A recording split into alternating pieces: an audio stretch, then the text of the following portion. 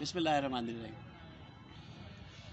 آج کا عنوان ہے اور بہت سوچ سمجھ کے میں یہ جملات ادا کرتا ہوں کہ ہر چیز کی بنیاد ہوتی ہے۔ تو آپ جب بھی کوئی کام کریں، زندگی کے مختلف شعبے ہیں، سبجیکٹس ہیں، ہر چیز کی کوئی نہ کوئی بنیاد ہوتی ہے، ڈیفینیشن ہوتی ہے۔ تو سب سے پہلے کوشش کریں کہ تعریف اس کی ضرور یاد کریں، سمجھیں۔ اگر آپ کو نہیں پتہ کسی سے پوچھیں، کتابوں میں دیکھیں، آج تو گوگلز میں سرچ کر لیجئے۔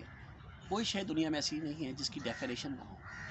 جب کسی کی تعریف آپ کے ذہن میں بیٹھ جاتی ہے تو پھر اس کو ایکسپلین کرنا، اس کی تشریح و تعبیر کرنا، اس کی مثالیں دینا انتہائی آسان ہو جاتی ہے۔ دیکھیں، آپ فزکس پڑھیں، کیمسٹری پڑھیں، میتھ پڑھیں، اکاؤنٹس پڑھیں، دنیا کا کوئی بھی سبجیکٹ کی کتاب اٹھائیں، ہر ٹاپک سے پہلے وہ اس کی ڈیفینیشن بتاتا ہے۔ جب وہ تعریف کلیئر ہو جاتی ہے تو پھر اس کے بعد ہر آدمی کی عقل و فراست ہر ایک کی الگ الگ ہے۔ اس کے مطابق وہ اپنے تجربات کو بھی دیکھتا ہے، مشاہدات کو بھی دیکھتا ہے، اور اس کی بیس پہ پھر اس چیز پہ گرپ حاصل کرتا ہے۔ تو کسی چیز پہ مہارت حاصل کرنے کے لیے ضروری ہے کہ ہم پہلے اس کی تعریف پڑھیں۔ جب تعریف آ جائے، ہمیں سمجھ آ جائے اچھی طریقے سے، تو پھر ہم اس کے آگے کام کریں۔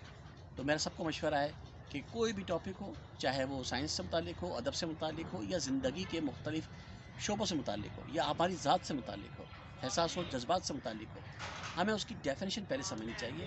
اور اردو ہو یا کوئی بھی زبان ہو، اس کی تعریف کے لیے جو الفاظ استعمال کیے جا رہے ہیں انہیں غور سے سمجھیں، ان کی گہرائی میں جائیے، اور کہیں کچھ ملتے جلتے الفاظ ہوں گے، نو پرابلم، ان کو بھی سمجھیں ڈکشنری اور لغت سے نکال کے، تو پھر آپ کو کلیئر ہوگی بات کہ وہ ہے کیا۔ اس لیے یاد رکھیں، اس سے پہلے کہ ہم کسی چیز پہ بحث کریں، سب سے پہلے اس کی ڈیفائن کریں، تعریف پھر آگے۔ جیسے میں سمپل سی بات کر دوں کہ تعریف میں ویسے انتہا نہیں ہوتی کہ لفظ کمتر ہیں احساس کے آگے، لفظ کمتر ہیں احساس کے آگے، تعریف میں کبھی انتہا نہیں ہوتی۔ ظفر آکاش، لاہور۔